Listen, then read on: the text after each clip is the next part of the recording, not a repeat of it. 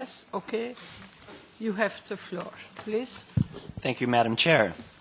My voice is a little messed up because I've been sick for a couple of days, so excuse me if I start crackling and need to drink a little extra in between.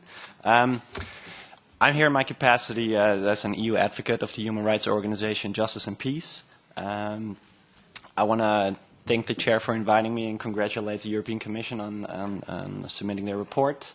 I think they've done a tremendous job, being that they're a small team only. Civil society organizations, human rights defenders, and trade unions play an important watchdog role where it comes to the promotion of labor and human rights.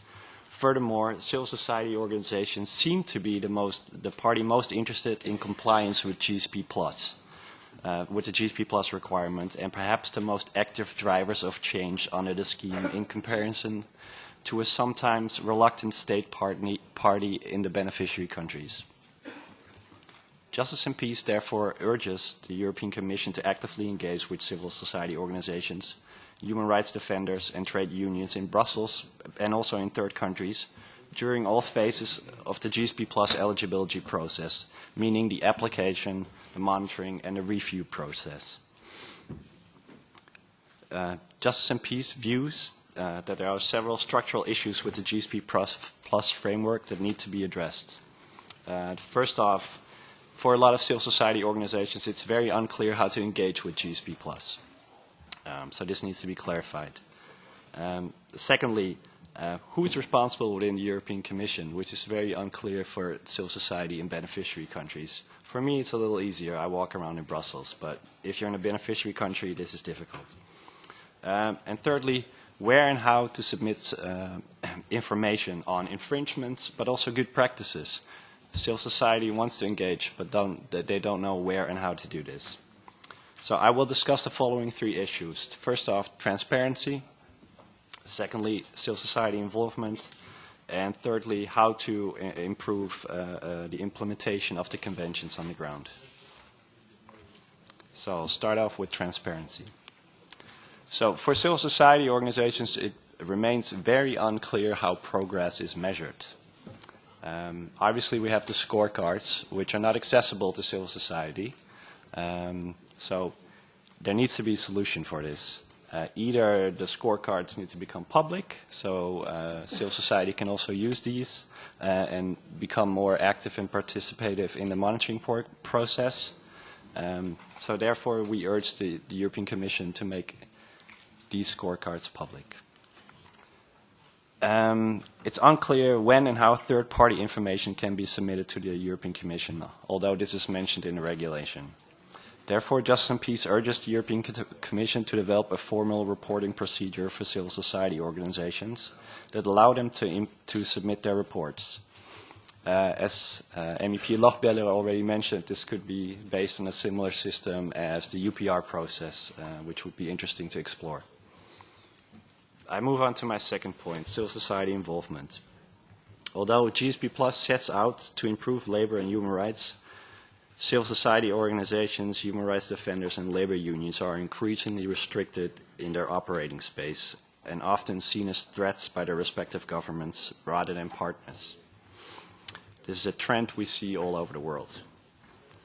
Involvement of civil society organization in beneficiary countries therefore should also serve as a means to legitimize civil society organizations and human rights defenders, making them partners of the government that can assist with the implementation of the conventions. Besides empowering civil society organizations as an equal third partner, their involvement will lend credibility to the overall GSP Plus process. Therefore, Justice and Peace urges the European Commission to entrench and formalize an all-encompassing approach where it comes to involving stakeholders formally in ownership, monitoring, and advocacy, of course with the government remaining the main responsible party. This could, for example, also be done through the creation of a monitoring committee in the beneficiary country where civil society has a role to play, which could also be modeled after the VPAs, the voluntary partnership agreements that are part of the timber regulation. Thirdly, how to ensure better implementation of the conventions. We view that it's important that all the ambiguity is removed from the GSP Plus regulation. It was already mentioned before. Therefore, we find it pertinent that clear benchmarks are introduced.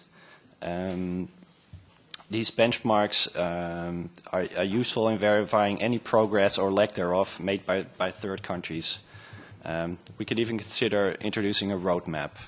Furthermore, it allows civil society organizations to play their role as a watchdog, which remains difficult since they don't have access to some of the information.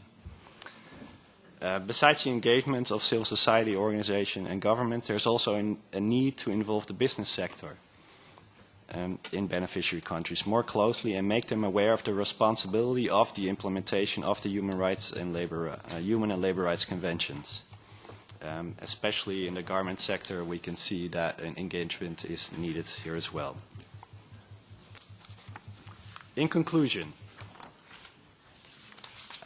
trade with third countries does not only serve the EU's economic and political goals. It's also a valuable tool to promote human rights and democracy in third countries.